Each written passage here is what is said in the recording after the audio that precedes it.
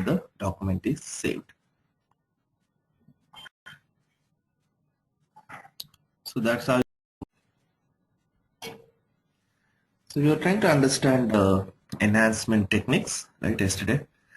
So yesterday I was talking about user exits, and I was planning to show you, give a breakpoint and show you in that program. So let's see. So this was the include, in which we found that subroutine which is triggered before saving the document. So if I scroll down,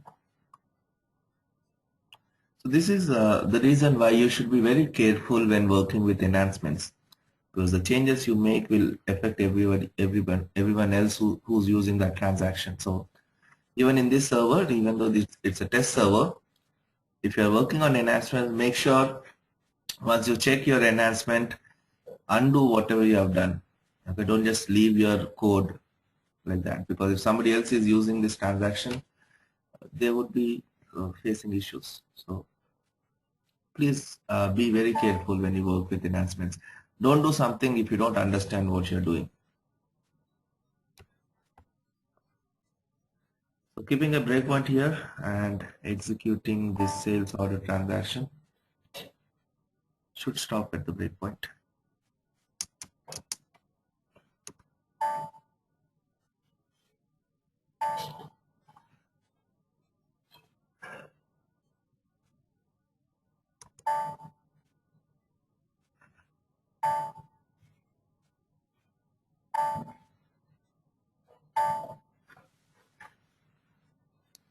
So let me change the date, click on save.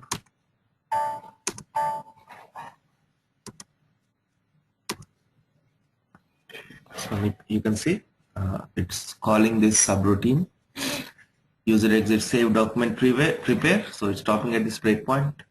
So whatever code I write here should execute before the document is saved. So that's how you work with user exits.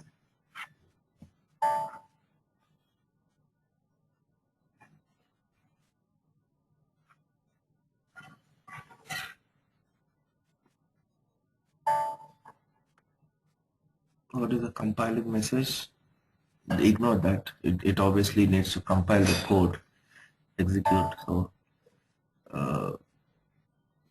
we can get rid of that compiling by actually loading all that beforehand.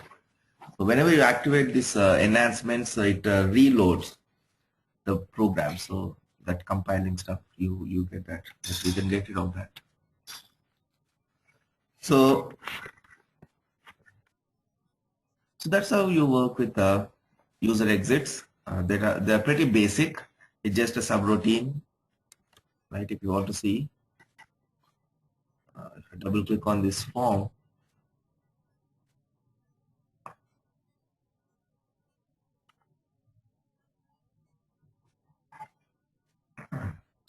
so here is the perform statement somewhere in this include program, and if I look at the programs where this include is used, it's used here.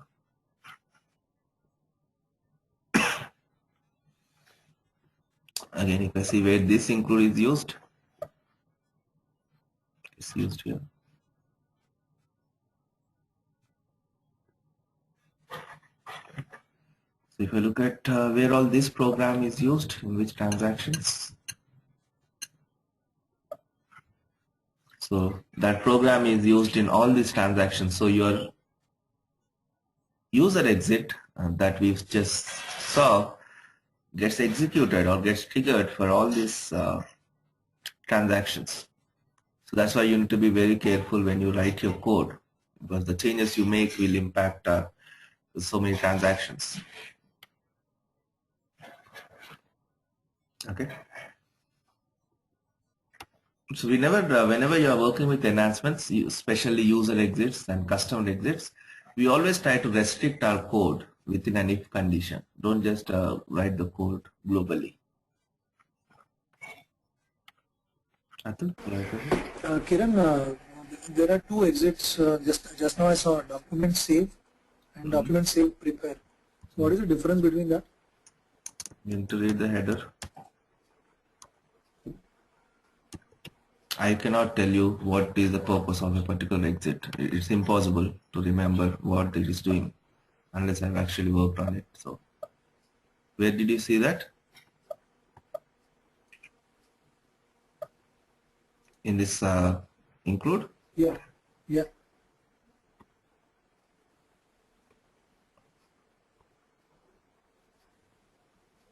Document prepare is triggered before. Where did you see document save? Document save is Save document? so yeah. There is save document and one is save and prepare. So this is it says this exit can be used to save data in additional tables with when the document is saved. Yesterday I was trying to show you, right? You add some customer fields to a transaction. So you're adding some extra fields. So when the document is saved, that data also should be updated into the tables, right? Or while saving the document, you want to update some of your Z tables. So you can use this exit to do that. Just read the header. It will tell you what is the purpose of this exit.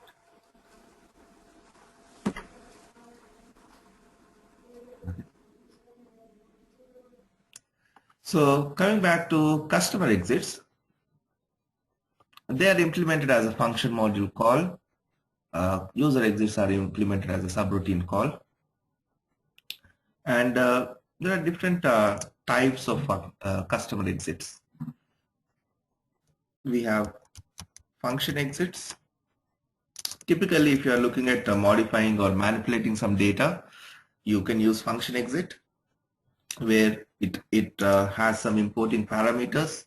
So you take the importing parameters and change the exporting or tables parameters. Right? So anywhere you want to change the data, for example, the program is showing net value, and you want to change that net value into a different currency, then maybe you can find one exit which is giving you this net value as an importing parameter and taking back the changed value. So you can use a function exit for that. Then we have menu exit, where you can use this menu exit to enhance the standard SAP menu. I'll show you how to do that. Then we have screen exit, where you can enhance the standard SAP screen to add your own fields. Then we also have field exit. It's kind of obsolete. We no more use the field exit. In fact, you need to enable a parameter in the system for the field exits to work, but we don't use them anymore. It's obsolete. So how do we find these customer exits? Finding a user exit was pretty straightforward. In fact, it was not straightforward, but you can go to SMOD, look for the package, and actually go through all those includes till you find what you're looking for, right? So that wasn't user friendly at all. But with the customer exits, SAP has improved that part, where at least searching for an exit and implementing an exit is more transparent. So we have two transactions, SMOD and CMOD. You can use them. You can use these transactions to work with your customer exits. SMOD you can use to search for the exits, and CMOD you can use to implement the exit. Right? But again, whenever you're working with enhancements, the biggest challenge would be to find the right enhancement for your requirement. Once you find it, implementing it is easy. But finding an enhancement is where you'll be spending most of your time. And it's not straightforward. Even though I say SMOD you can use to search for exits, but it's not straightforward. So let's see all the ways you can actually look for an customer exit. So if you want to find an exit for, let's say, VF03 transaction. Let's say VF03 transaction, I want to find the enhancements that are available. Check the package to which this transaction belongs. Here it says VF. Then go to SMOD transaction. Press F4. Click on this information system if you get this pop-up. Here you can actually search by the package. So if I give the package VF and click OK, it lists all the customer exits that are available. So here, by reading the short text, you can make out what is this exit, what is the purpose of this exit. Okay, so let's say this is the enhancement. The short description looks interesting or promising, so you can select that enhancement and click on test. All these exits follow this naming convention, exit underscore program name underscore the exit number, right? So whenever you're researching on these enhancements, you need to look at two things to identify whether this particular enhancement meets your requirement or not.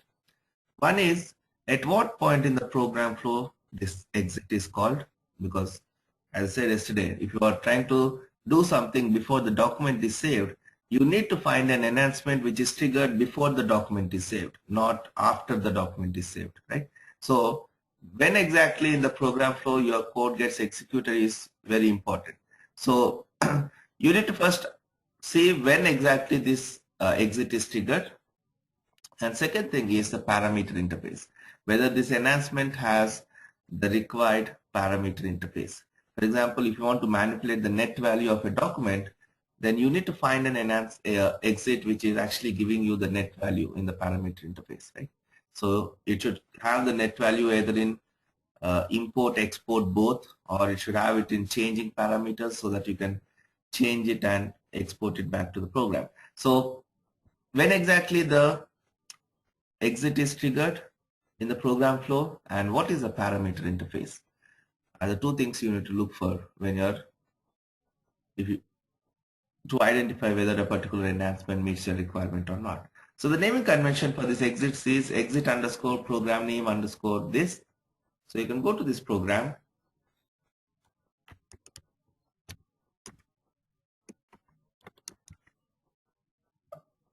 and do a global search. These exits enhancements are called using this call customer statement. Okay. If you say call customer, it will list all the enhancement customer exits that are called. So, and the enhancement number we were interested in was 001. So I'll see where it is called.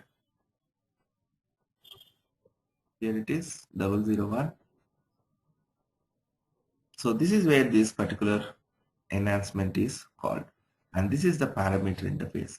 So I said I want to, if you want to change the net value of a document, then this parameter interface should give you that net value. So here I see VBRK structure being passed, and in VBRK we have the net value, right?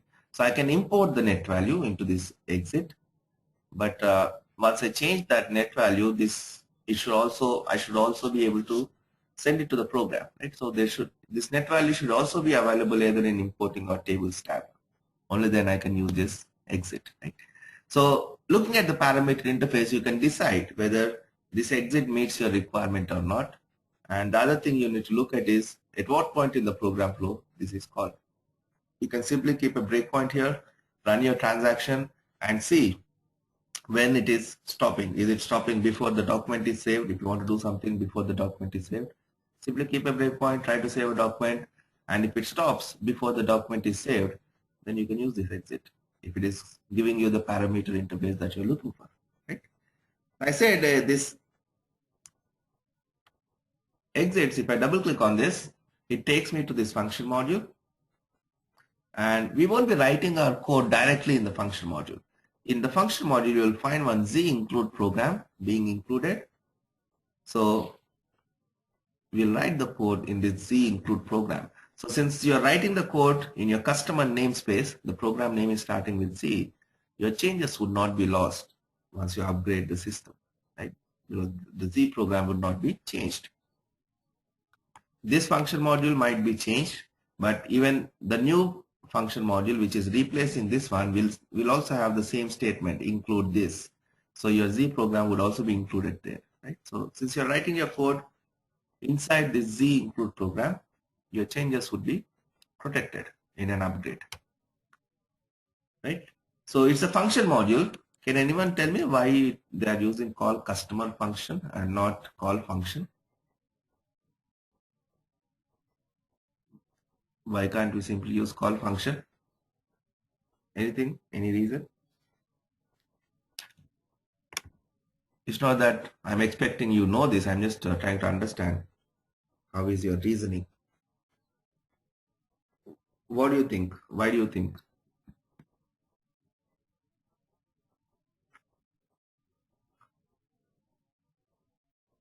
No, it's calling a function module has nothing to do with the namespace.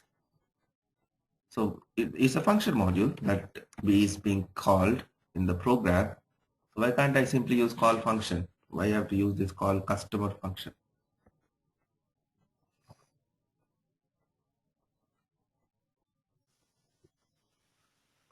Prasad?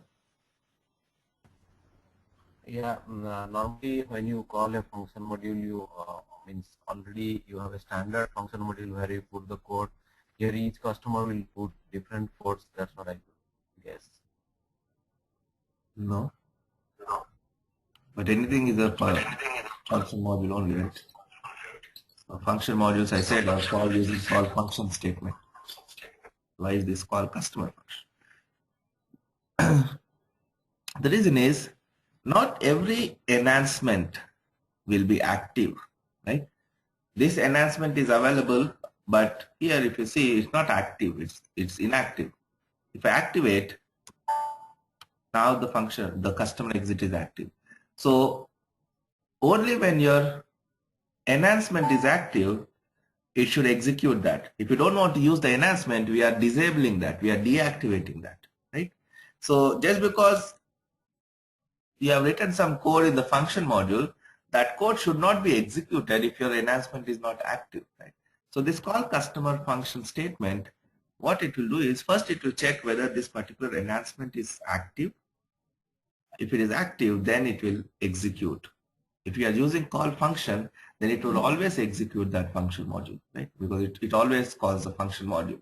But this extra keyword that we are using here helps in the back end. Obviously, most of these things do so much in the back end.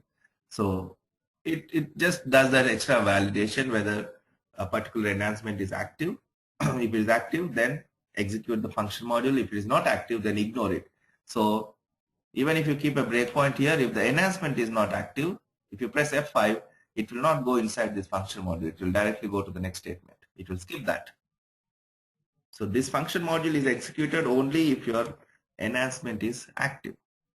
That's what I said. This customer exits support switch framework.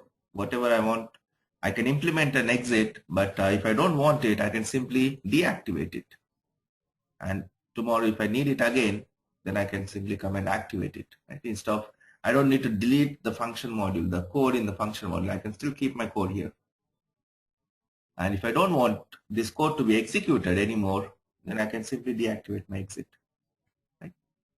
So this is how you find your customer exits. And just remember finding where this exit is called, at what point, and what is the parameter interface will help you decide whether that exit meets your requirement or not. Nitya? Kiran, can you come in because I'm not able to get your point. Function exit should be activated or deactivated. I'll show you. Why it is by default is? I'll show you. When we implement one, you'll understand what I'm talking about. Okay, by default it should be deactivated, right? Few will be active, few will be deactive. So it depends on the transaction. Again, when it comes to these enhancements, nothing is like, there's no rule. So the SAP has given some functionality in the form of an exit, and if that functionality is by default available in the standard SAP transaction, then they have implemented in the by means of an enhancement, and they've activated that enhancement before releasing. So when you implement SAP for the first time, you see that enhancement, and that could be coming through through a custom exit. So there could be some enhancements which are already activated when the software is released. And if you don't want it, you can deactivate it. Okay. But So sorry, even I'm not getting you. what is your question then? See, suppose I have the list of customer exits. Mm-hmm. Okay, I'm checking some of the exits are deactivated. Mm-hmm. So So even sorry, I'm not getting this concept. which concept? Why it Activating is and being deactivating deactivated? part? Yeah, yeah. No, it's very simple. Why do we need to deactivate? See, suppose if we need it, we can activate and access it. But why it is? Why we are deactivating this code? I don't know. Because Actually, I if we was are calling, trying to show you this user exit. I said,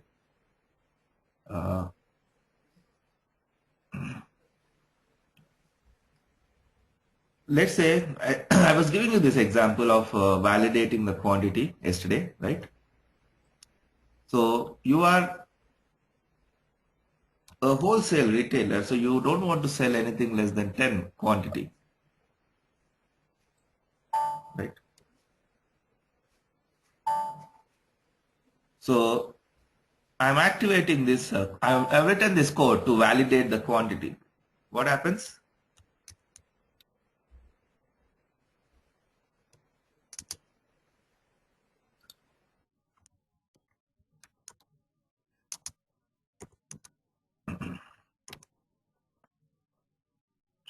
When I try to save the document,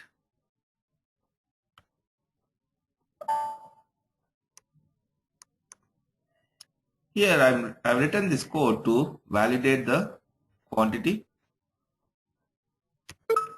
and it is showing that error, saying that quantity is less than 10. Now this is the functionality you want for while creating the sales order. You want to make sure nobody creates an order if the quantity is less than 10. Tomorrow you have become a retailer. From wholesale you have become a retailer where you sell even one quantity. So you don't need this anymore, right? This validation. Are you getting my point, Nitya? yeah, yeah.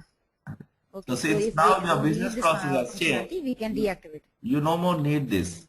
So if it is implemented through an user exit, the only way to get rid of that is to actually go and comment on this code, because you don't more need it. Right?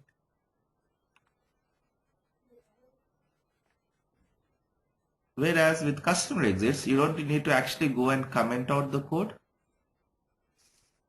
You can simply deactivate it. Deactivate the enhancement and your code won't be executed.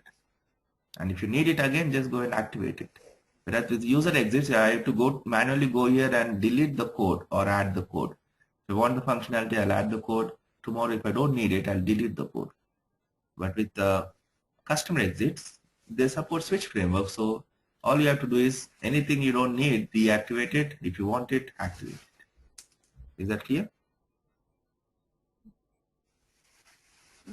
Suppose one user have deactivated that exit, but for my requirement I am activating it, means it will affect their It's not user specific, issue it's also. system specific.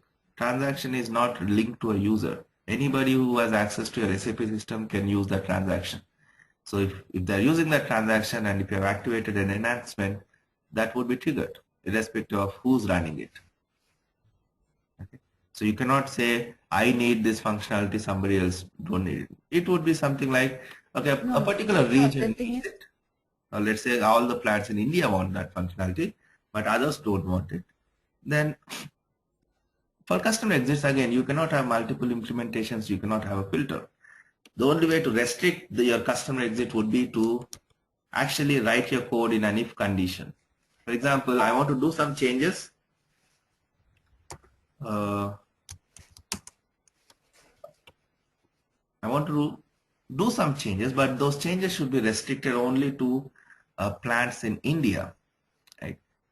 The only way I can achieve that is to actually write the code here in an if condition. Right? I need to check if plant belongs to India, then I can execute my code. Otherwise, my code will not be executed. So for that reason, I need to have that plant number in the interface. Even though I want to change the net value, but I also need this interface to provide me that plant number. Only then I will be able to restrict my changes to that particular plant. Otherwise, my changes would be global. Right? So since I cannot restrict my changes to a particular region, because this interface is not giving me the region, I cannot implement this enhancement. If your requirement is that the changes should be restricted to a particular region or a plant. So you decide that by the interface. So you need to find an enhancement which is giving you that plant number also in the interface, so that you can check for that plant number and restrict your code to whichever plant you want to restrict by writing an if condition. That's how you have to handle. Okay, but the enhancement would either be active or inactive. So if you are activating, it will be active for everyone who's using the transaction. And if you inactivate it, if you deactivate the enhancement, then that would be deactivated throughout the system. So nobody, irrespective of who's using the transaction, that enhancement will not be executed. Right? So if you want to conditionally execute your code or implement the enhancement to certain plants or regions, then the only way to do that is to actually write an if condition in your code. Okay? Okay. But my question is, like, see, if some user, in the sense, for some other transaction, see, this exit can be used in the list of transactions, right? Mm-hmm. So if some user IT code will give you the transaction code that has triggered that exit. So you write an if condition. If site T code equals to VA02, only okay, fine. Yeah, got it. Yeah. What I'm trying to explain is you're not getting the point. These are global. So anything you want to restrict, you have to use it in an if condition only. There's no other way. So if you want to restrict it to a plant, you have to write an if condition checking for the plant. If you want to restrict it to a T code, you have to write an if condition check for T code. Okay. So I don't have a good example to actually implement one function exit and show you. So we'll implement a menu exit. Implementing any enhancement is almost the same. All you have to do is to implement an enhancement. For example, if you want to implement this particular enhancement, then go to this CMOD transaction, CMOD. Here you will create one project. This enhancement, generally we don't implement them in random, right? For a project, you'll be enhancing certain applications, a set of applications. So create one project and you include all the enhancements in that project, and we can activate that project together. So give some name for your project. Let's say CJAN-EN. Click on create. Give some description. Click on enhancement assignments.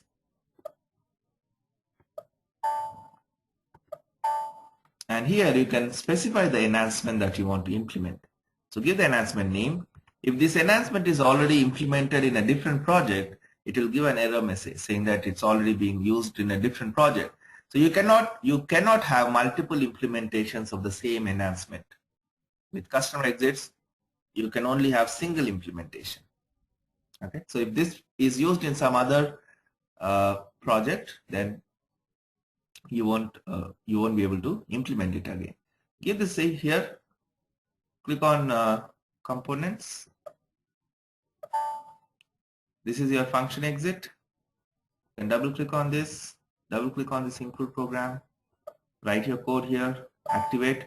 Since we have already implemented this last time, this include is available. Otherwise, when you double click on this, you'll get a warning message saying that this include is not available. Do you want to create? Simply hit enter. It will ask you to create the include program. Create that include program and write your code inside that, and you can activate. And once you're done,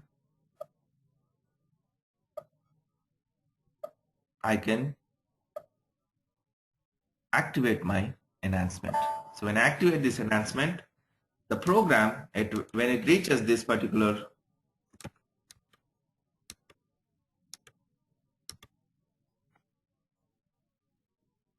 point in the program execution, since this enhancement is active, 001 is active, it will call this function module and execute the code I've written in the function module. If I don't want this functionality, all I have to do is deactivate this. So the enhancement is deactivated.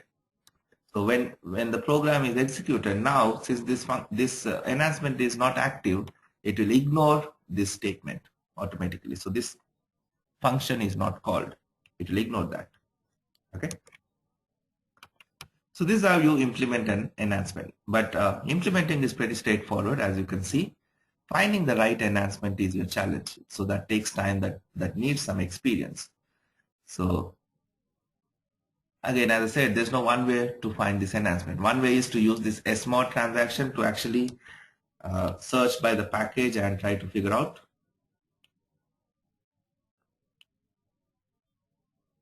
Okay. So that's how you implement this function exits.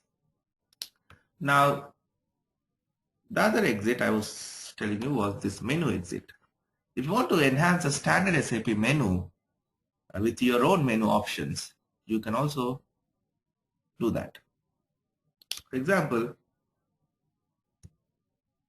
if you look at SE38, this is the program menu, and I want to add one extra menu option here, which should let the user do something extra. Right? This is a standard SAP screen, standard SAP menu. So I just want to add one extra menu option. So how do we find this menu exits? You can use same SMOD to search. So to confirm whether this menu can be enhanced or not, click on System, Status. That should take you to the screen. Click on this GUI status that you find here. Double click on that GUI status. It will take you to the GUI status. Now here, see if any of the function codes are starting with plus. If you see a function code which starts with plus, that means this menu can be enhanced. So here if you see under utilities menu, I see something called plus CUS. Right? So this menu can be enhanced. You can add your menu option under utilities here. Now that we know this menu can be enhanced, let's look at the package. If I go to the program, click on attributes, it belongs to this SCDT package. Right? Now with that information, I can go to SMOD, press F4, give the package name SCDT, search. So it is showing us one exit being available.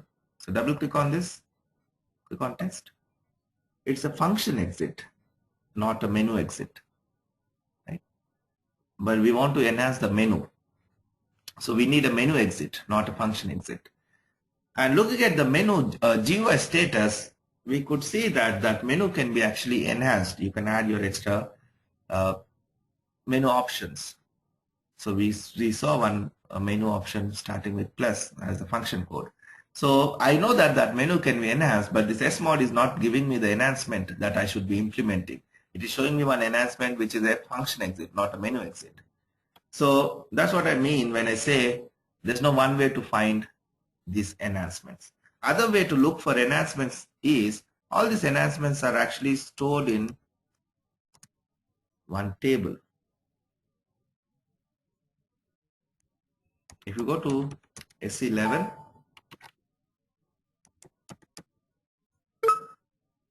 First round.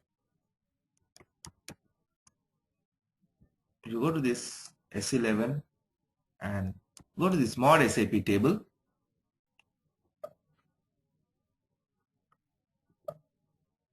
You can actually search for enhancements. GUI code is your menu exit. So I'll select this. And I said the naming convention for this enhancements is exit underscore program name underscore the exit number. So I'll say start program name start to see if there any enhancements are available for this program. That's the program name for our ABAP editor. So execute. So here it shows me one enhancement, SEU 402. Right? SMOD is showing me 001, this one, and in mod SAP I could find the other enhancement, which is a menu exit. So if I try to open this here, so now you can see there's a menu exit available. Okay, so let's implement this menu exit. To implement this is the enhancement name that I should be implementing. Some of the enhancements also have documentation, so you can read that documentation to understand how to implement this enhancement. We'll go to CMOD transaction again. And in this project, let me try to implement this enhancement. When I give this enhancement name and hit enter, it says it's already implemented in a different project. It's not letting me implement. So that's what I said. You cannot have multiple implementations of the same enhancement. So since this is already implemented in this project, Z July, I need to go to that project.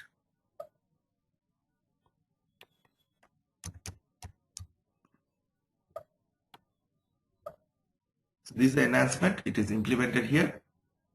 If you click on components, double click, there you see two here. One is the new ABAP editor, the program name, and this is the old one. So in our system, the program name is this, right, for ABAP editor. So we'll be double clicking on this one. Here you write your function text. If you want to have an icon or whatever it is, maintain it here. And activate it. So this enhancement is active now. Now if I open SC38,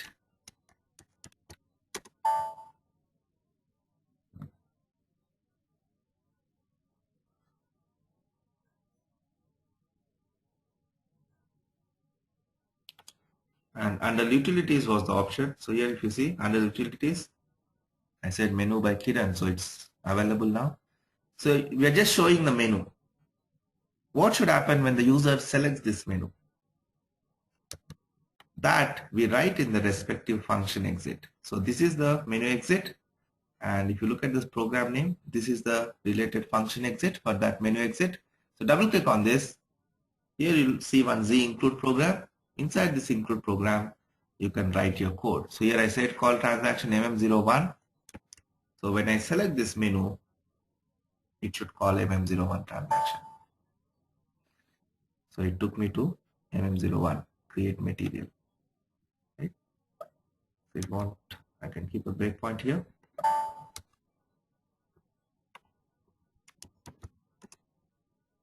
Utilities, I see my menu. So it's calling this transaction MM01. So it's executing my code basically. And the code I've written is in the customer namespace. It's in a Z include program. So my changes will not be affected after an upgrade. So this is how you implement your menu exits. And if you don't want this menu option, simply deactivate it.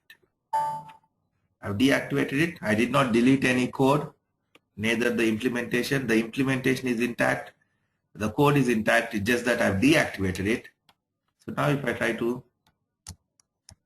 run this transaction, I don't see that menu option because I've deactivated it. Okay. Any questions?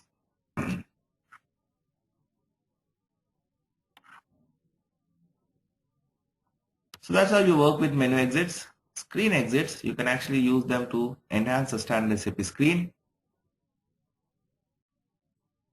Can anyone tell me how subscreens are called on the main screen?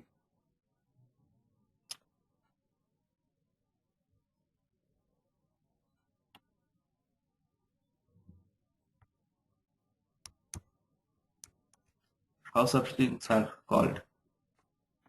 Yes, sir? When you configure your main screen, you give there what will be the next screen. Subscreens. When you say next screen, it's just a normal screen as the next screen. How do we work with subscreens?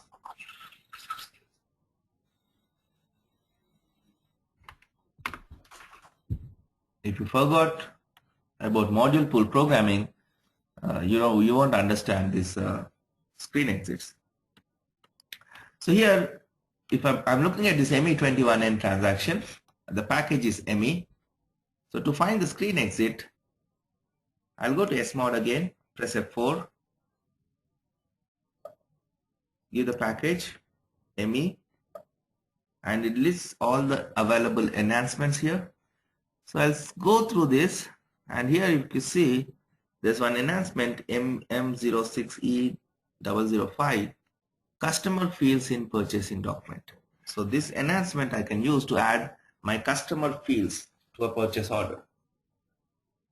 So it looks interesting. So I'll select this enhancement, select documentation, click on display. So read this documentation.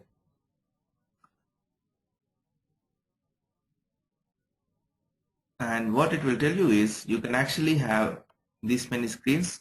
So if you want to add your fields at the item level, then you need to work with this 111 screen. So subscreen item purchase order.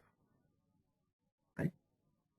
So if I want to add fields at the item level, I can work with this 111 screen. If I want to add fields at the header level, I can work with 101 screen. Now with that information, if I click on test, here you see 111 screen. This is the screen we should be adding our fields to. So double click on this. Since this screen is already created, it will take me to that screen directly. Or else, if I double click on other screen, it will ask you to create a screen. So create this as a sub-screen. And then you can go to layout and add your fields. Okay. The screen, 111 screen is already created. It's created as a sub-screen. Okay. And whatever fields you want to add, you can add them here.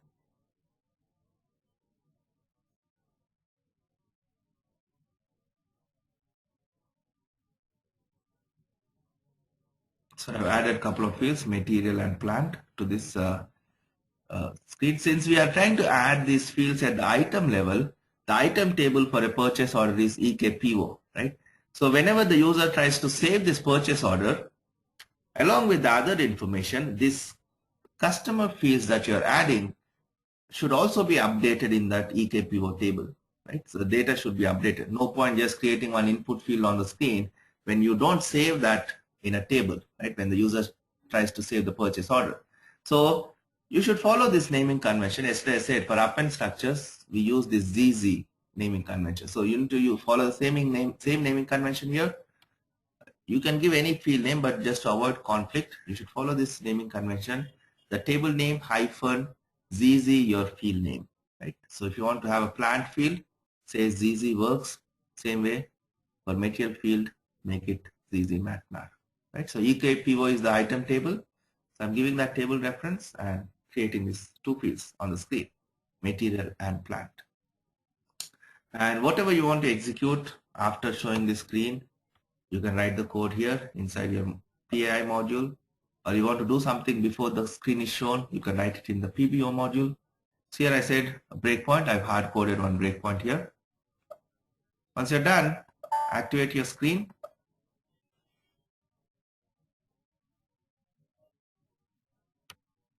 If I open this ME21N transaction,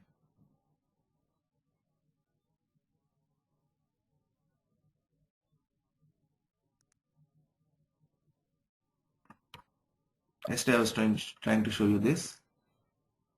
Open any purchase order.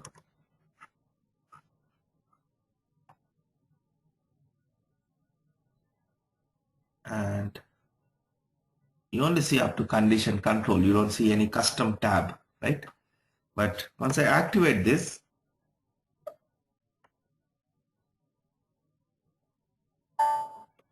I've activated this. Now if I open ME21N,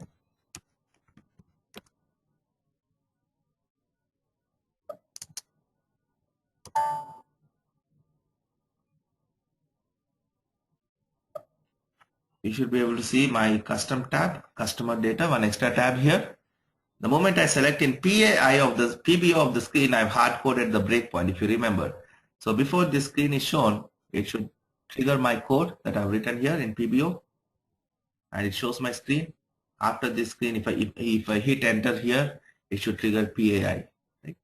So I've added these fields here.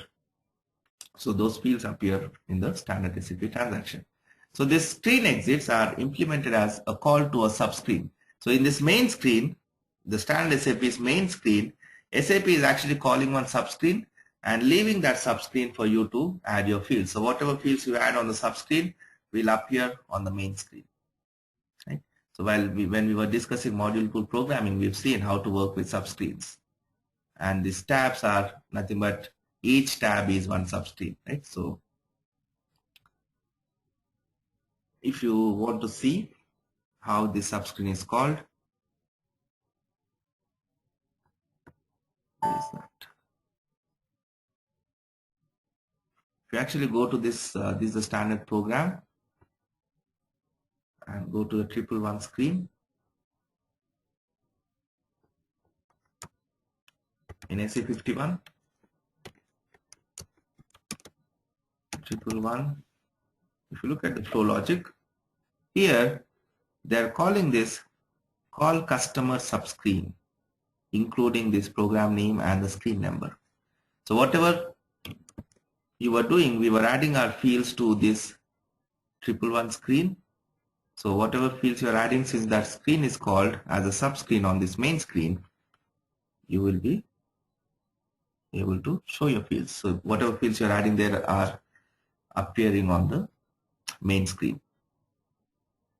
Any questions?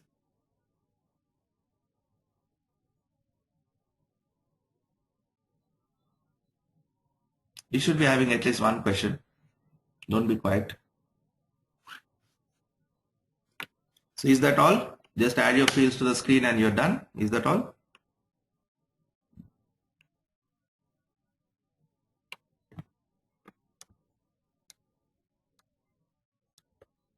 Here we are trying to add different data to the purchase order, right?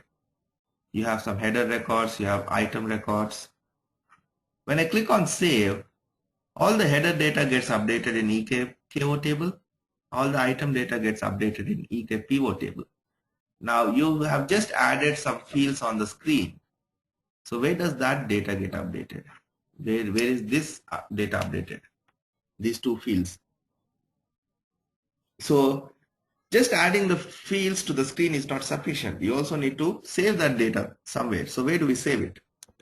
Whenever SAP provides a screen exit for a transaction, it also provides a couple of CI include programs. CI includes basically.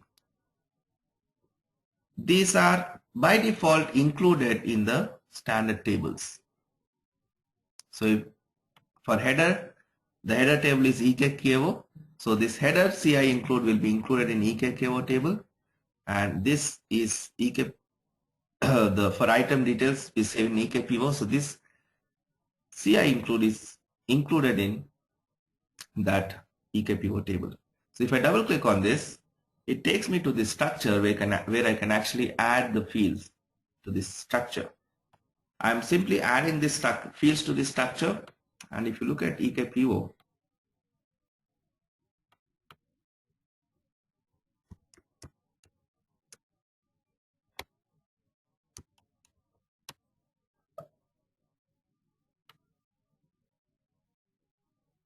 so that include structure, the CI include is included in this EKPO. Here you see this CI EKPOB is included here. It's an include structure. If I expand this, whatever fields I've added to this structure here are part of my main table EKPO. So when I save data along with the other information, even the data I input in these fields will be updated in the same EKPO table, because I've added the fields. So I've not only added the fields to the screen, but I've also added those fields to the table by using that CI include. Right?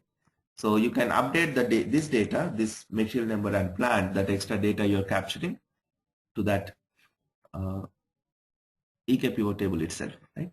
So where do we write that code to update data? Typically, either you can handle that in PAI or PBO modules directly, or you'll find this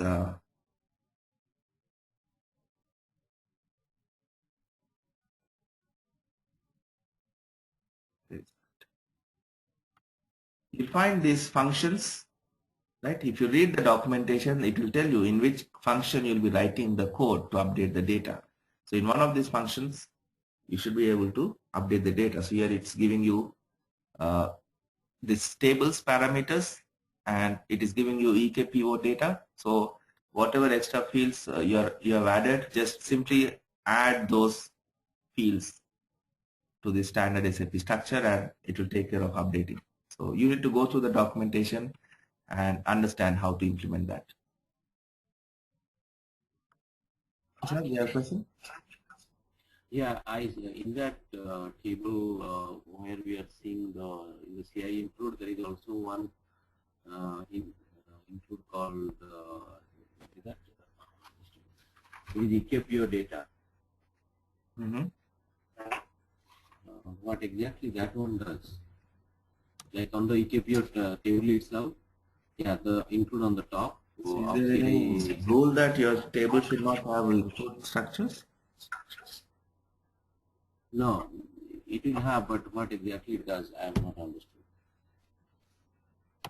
Like CI include will update, right? This one, the extra field somebody has added, or it is done by SAP, so I mean, I'm not able to understand why that is there. Because your question is meaningless. I'll show you.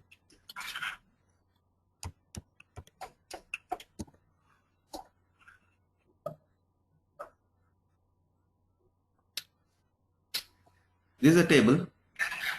Yeah. You see 3 includes here, right? Right. These are provided by SAP itself, right? Obviously. Yeah. So why are they having include structures here? Why can't they have simple fields? Right. That is what it is. Why? Why am I? How does it hurt? It's like the person who created this table felt that, okay, maybe he wants to reuse the structures in different tables. He went with an input structure instead of directly maintaining the fields. So yesterday when I was explaining about input structures, I said if you want to reuse your fields, instead of maintaining those fields in every table, you can create a structure with those fields, and you can include it in all the tables where you need those fields. So what's the harm if you see an include structure in a table? Right? So if the structure name is not starting with Z, it's a standard SAP structure. So SAP has created that structure. And for screen exits, I said the include structures will start with CI. That's why I'm saying CI include. I'm not just saying include. So if you see a CI include, then that's a structure that can be used. For example, here in EKPO, we've added these fields. If you look at EKKO, that enhancement is also letting you enhance header data. So this EKKO should also have a include structure, CI include. So here if you see, it has EKKO data structure, and it also has the same CI include, but there are no fields. This structure has no fields. If I try to expand, there's nothing, because we have just this is included, but since we did not implement any enhancement to enhance the headers structure, no fields are added to the structure. So it's empty. So the structure itself is not created. So when you enhance the screen, you can create this structure also and add your fields to your structure. Okay.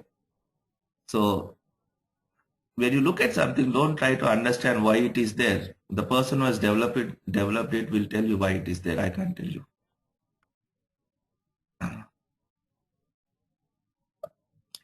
So all you have to worry about is that whenever you implement a screen exit, SAP provides this CI includes, which you can use to add your fields to the standard SAP table. That's all you need to know.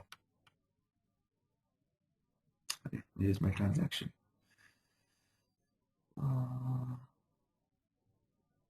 Okay.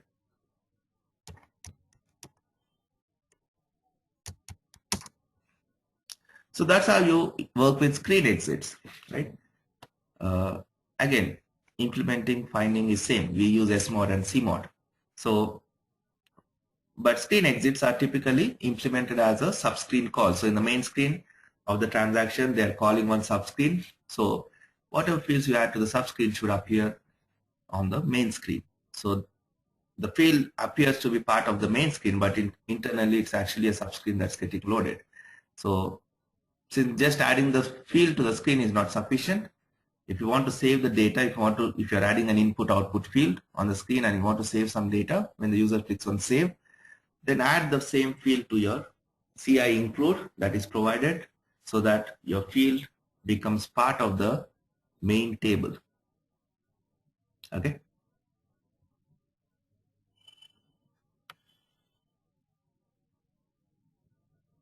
And you also need to handle to update the data. Or you don't need to update the data directly. All you have to do is find the main structure which is actually getting updated and just move your data to that structure. Whatever extra fields you're creating on the screen, simply move that fields data to the main structure, and whenever the system is updating the data, your data also goes and gets updated in that standard table. Okay.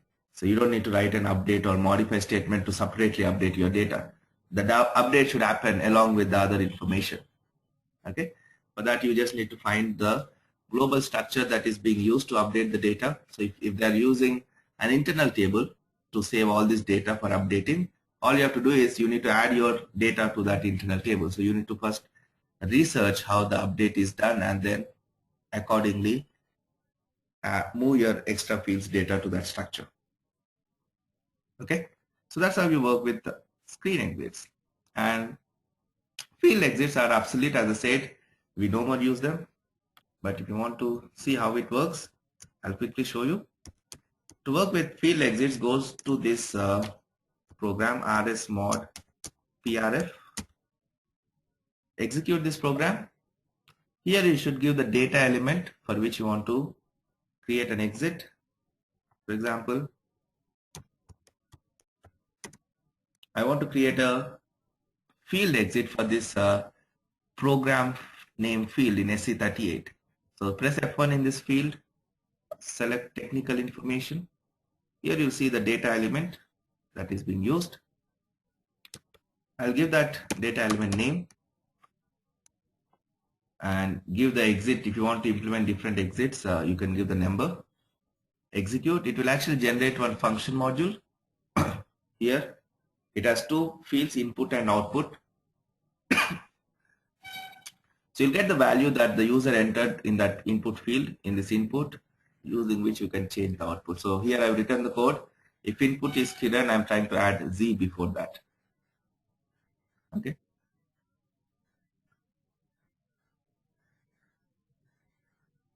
I'll keep a breakpoint here. Now, once you write your code, whichever screen field is using that data element, it will trigger this field exit. So with the blank selection screen, simply execute. Here you'll see your data element. I can click on activate to activate this field exit. Now, if you want to restrict this to a particular screen, you can click on Assign Program Screen and give the program name and the screen number. So it will trigger this field exit only for the field on this particular program screen. Otherwise, whichever screen is having, whichever transaction or program screen is having this field refer to this data element, then it will trigger your field exit. Now if I add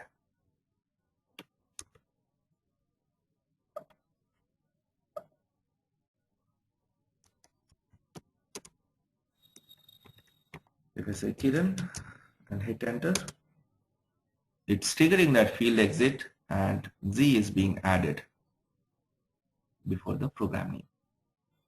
Okay, so this is how you can implement field exits to do something when something is entered in a field. Okay, but we don't use them. Now that's about your customer exits. Any questions on this customer exits?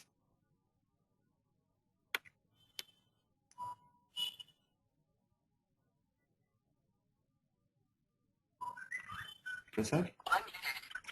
Yeah, like when you go to the customer exits, some of the customer exits are already implemented by SAP and some we implement, right? So which one do you think is implemented by SAP?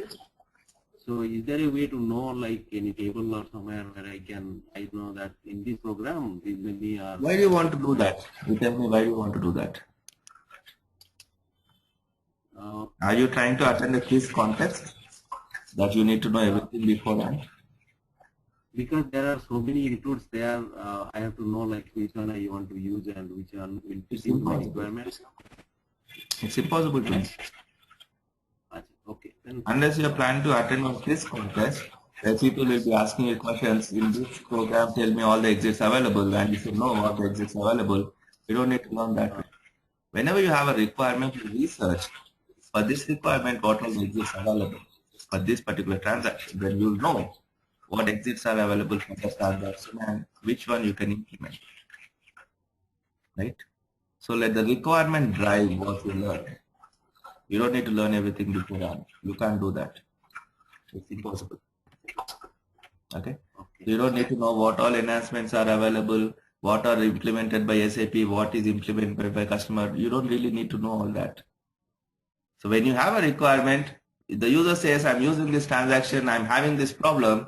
Now when you're researching or when you're trying to figure out why the problem is happening, you see that the code that is causing this problem is actually implemented through an enhancement.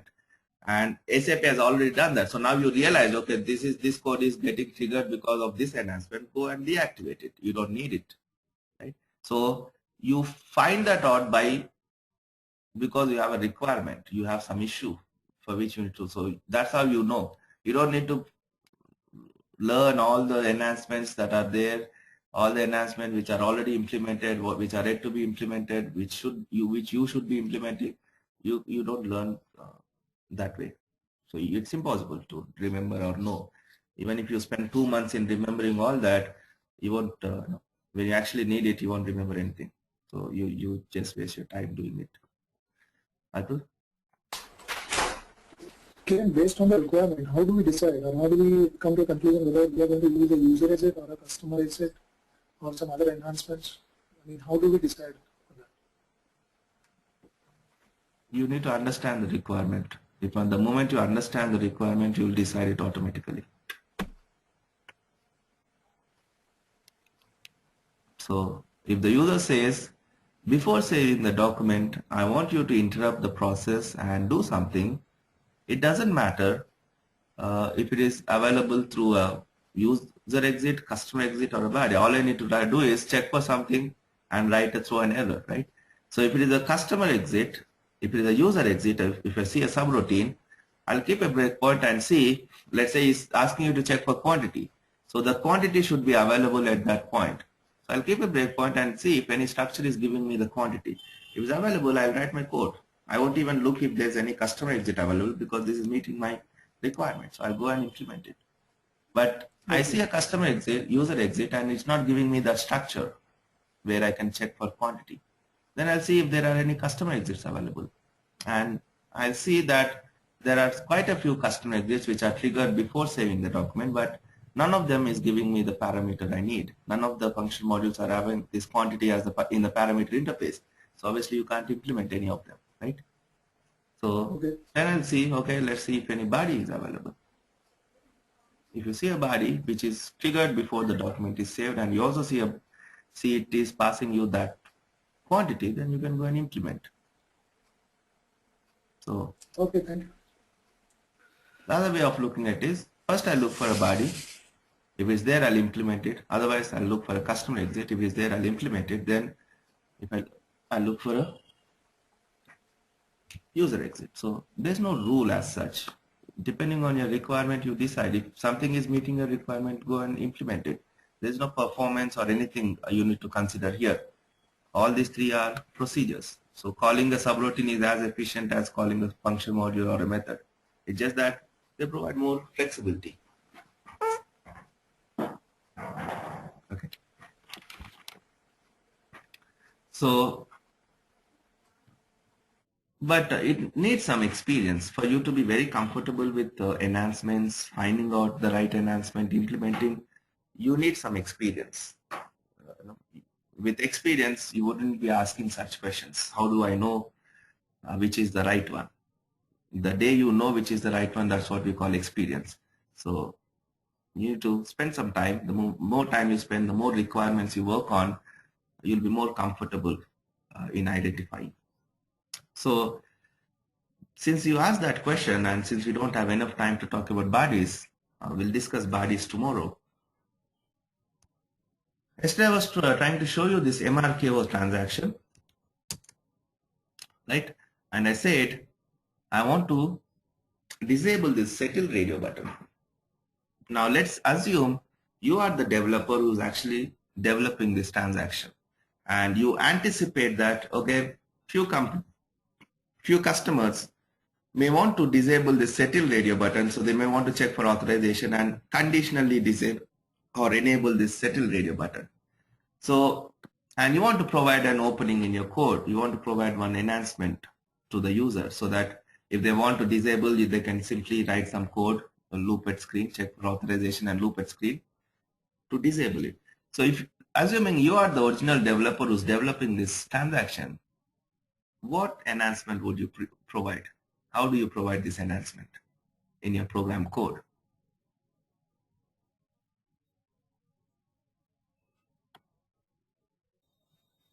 How do you provide that? One thing I'll tell you, I'll give you some direction. One thing I'll do is in my program code, I'll say add selection screen output event, and then I can provide an event. Whatever I need to do, I need to provide the opening under add selection screen output event, right? So which one would you provide? For this requirement, will you provide a user exit to the customer, or will you prefer providing a customer exit or a body? Which one do you prefer?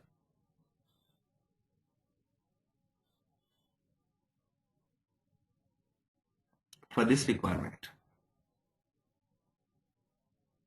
Prasad, I'll unmute you in a while. Let me see if anyone else wants to answer.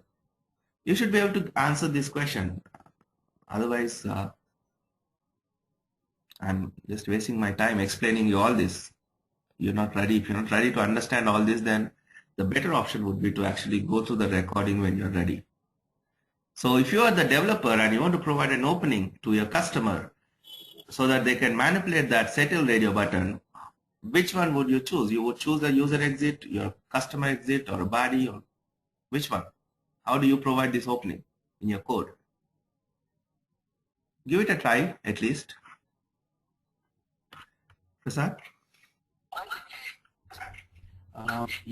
Since the screen exit is inside the customer exit, so I will probably, body I do not know yet, but screen exits we have gone through, so we can look at Screen exit?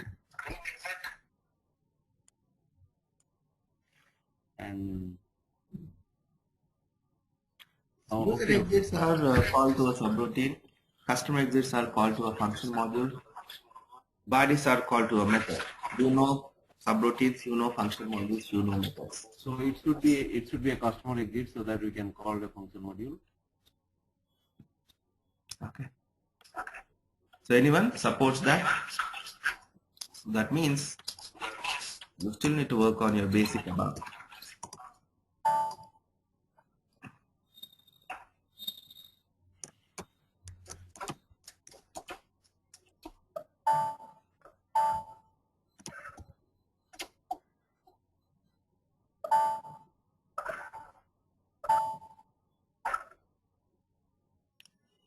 So let's say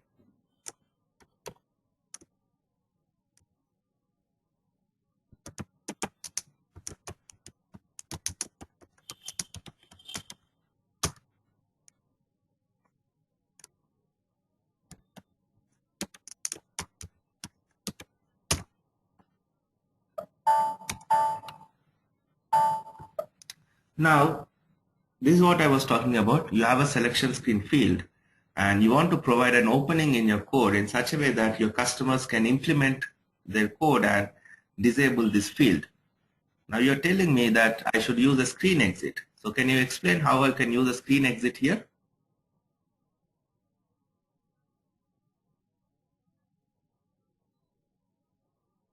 Prasad, let me unmute you. Prasad, can you tell me how can I use a screen exit to do that opening to my customer? No, I have no answer. But you said you can use a screen exit, right? Yes, the only thing I could guess is you can have a screen and you can put it on the screen on the PI. You It's can a selection screen, not a module full screen. And what was I supposed to say? How do you disable a field? Can you tell me that?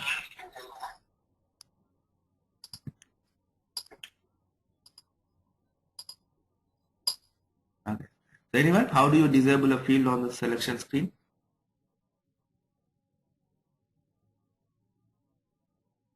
If you're not answering me, I'm not going to explain bodies tomorrow. It's better you check the recording. No point explaining it in the class. How do you deactivate a field on the screen? I might have repeated that so many times.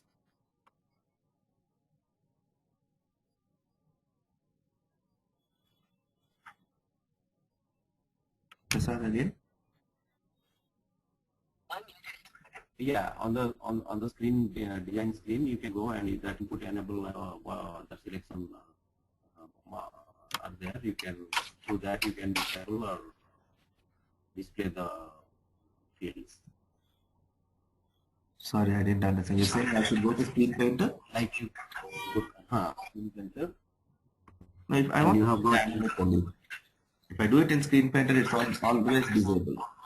But here I want to disable it based on authorization.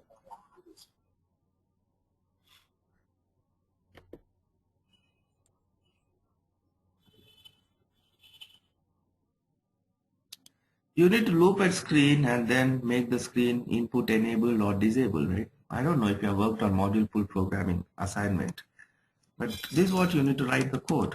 Loop at screen. If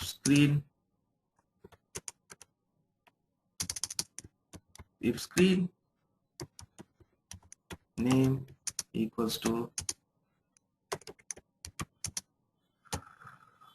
P underscore Matner,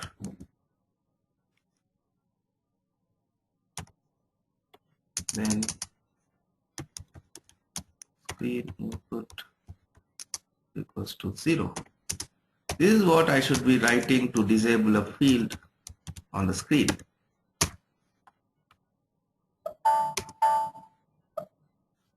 The field is input disabled. This is what we want to do, right? We want to disable the settle radio button. So that's exactly the code I should be writing. It's just that the field name would be that P underscore whatever field name they've used for that radio button. But the code I write is the same. So I need to write this code before the selection screen is called, and this is the code I should be writing. So if you want to provide an opening for your user to write this code, how would you provide that in your program? Would you prefer a user exit for this? Would you prefer a customer exit? How do you provide that?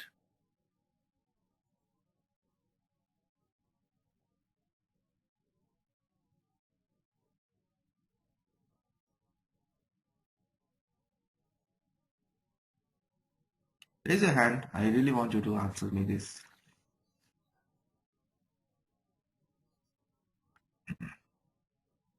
Firoz? Yeah, we have to use user exit Why not customer exit? because module pool programming uses user exit. User exits uses module pool programming. User exit uses module pool program. When did I say that? How are user exits implemented?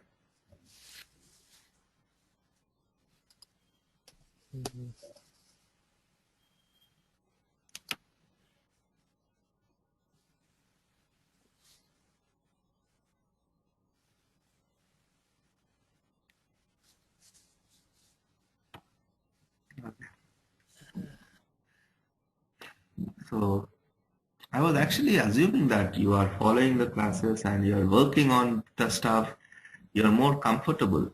So if you actually see, I am trying to cover more in the class than you actually find in the recording, just because I was under the impression that you're actually following stuff, so I can talk more about these things. But I think I'm wrong. If you're not able to answer this basic thing, we shouldn't be discussing the stuff like enhancements or IDOCs or BAPIs with you. You're just not ready for all those. If you can't tell me how to disable a screen field, then you're just like a kid. It's like talking about Newton's laws of gravity to a 1-year-old kid. So you're not ready for all that yet. Here, I can use a user exit because all I have to do for that is write a perform statement. And if I maintain this subroutine in the same program, assuming this is the standard SAP program, let's assume this is a standard SAP program, and if I maintain the subroutine in the same program, then it a person who's editing, if they want to add the code, they have to actually modify the code, right? Because they can't be able to edit. What I can do is I can actually create one include program, and in this include program, I can leave this include, I can maintain the subroutine, and this include is included in the main program. Include programs are not separate programs as such. Even though your code you're writing in a separate program, but since we have included this in the main program, for the runtime when I execute, it simply expands the code in this include program, and it for the runtime environment, this code looks as if it's part of the main program. Okay, so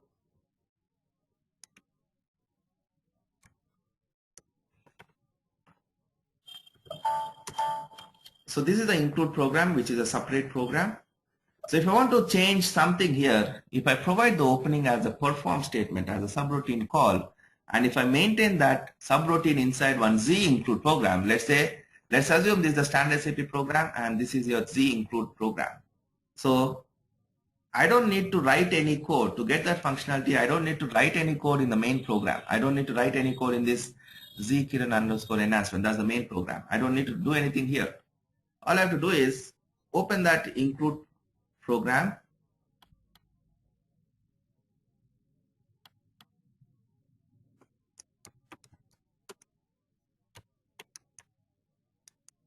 and here in this include program, which is in the customer namespace, I can write my code, right?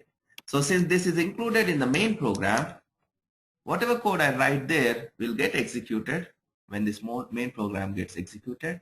So it will execute that code to disable the field. And so I'm getting my functionality I need from the standard program without actually modifying this program. So this is how your user exits are implemented. Now, can I use a customer exit to provide the same opening? At least now you tell me, is it possible to implement a customer exit here for this requirement?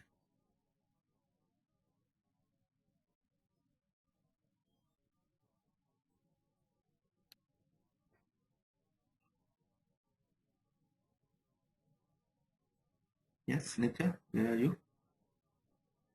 Raise your hand, please.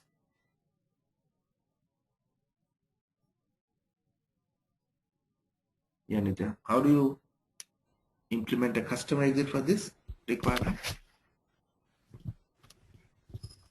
Yeah, yeah, we can create a function module also. Based passing the authorization, we can disable the field. Can you tell me what happens when a function module is called from your program?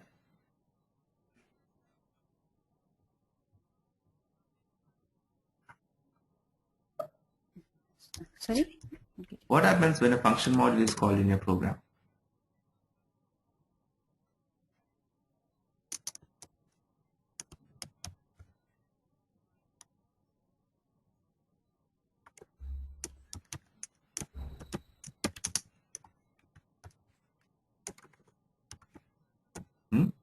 What happens when a function module is called in the main program?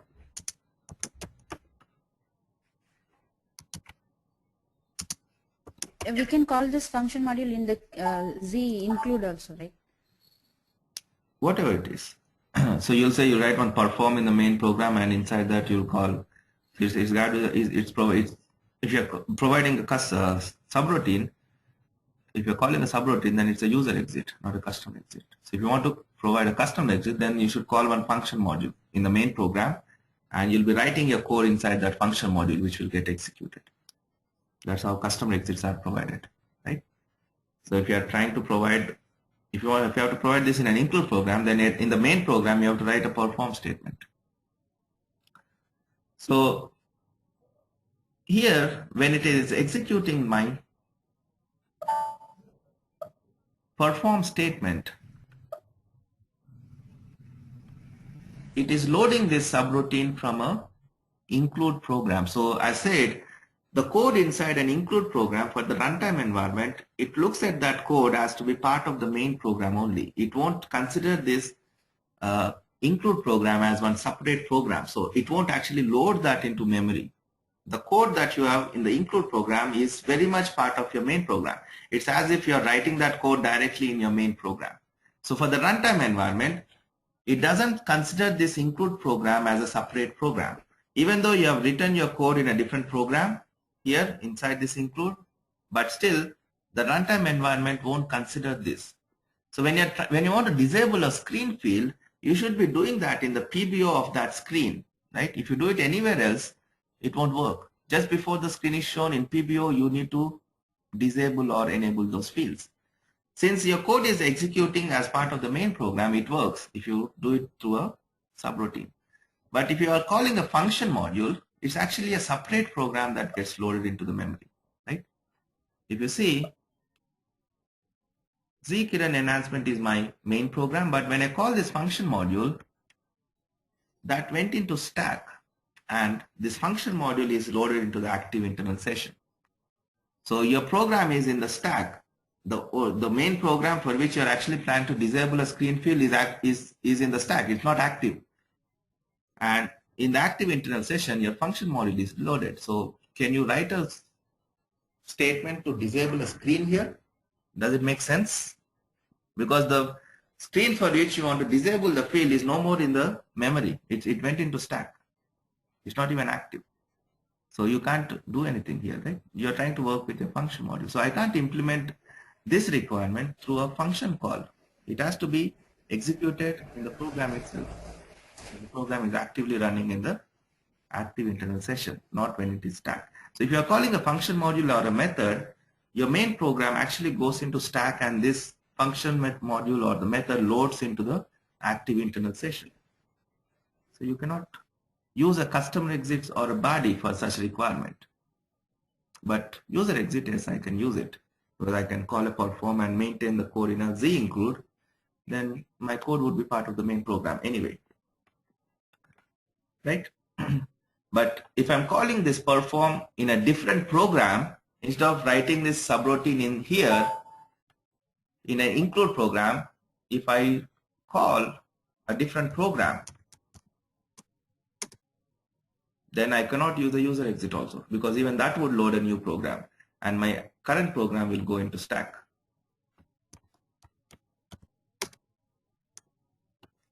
Let's say, do we have any program? Yes.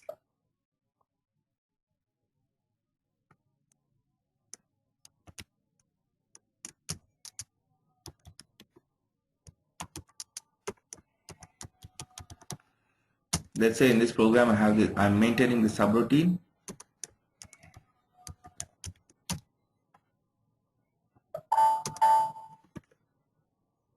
Disable input. So instead of maintaining the subroutine in a Z include program here, if I maintain that subroutine in a different executable program or a subroutine pool type of program and try to call it this way, perform this in program this, then it won't work, because even this call would actually load this program into the memory, in which instance my main program will go into stack, right? So I can't disable my fields this way, because my program won't be active when this subroutine is actually executed. When the code which disables the field gets executed, your program is not even in the memory if you implement it this way, right?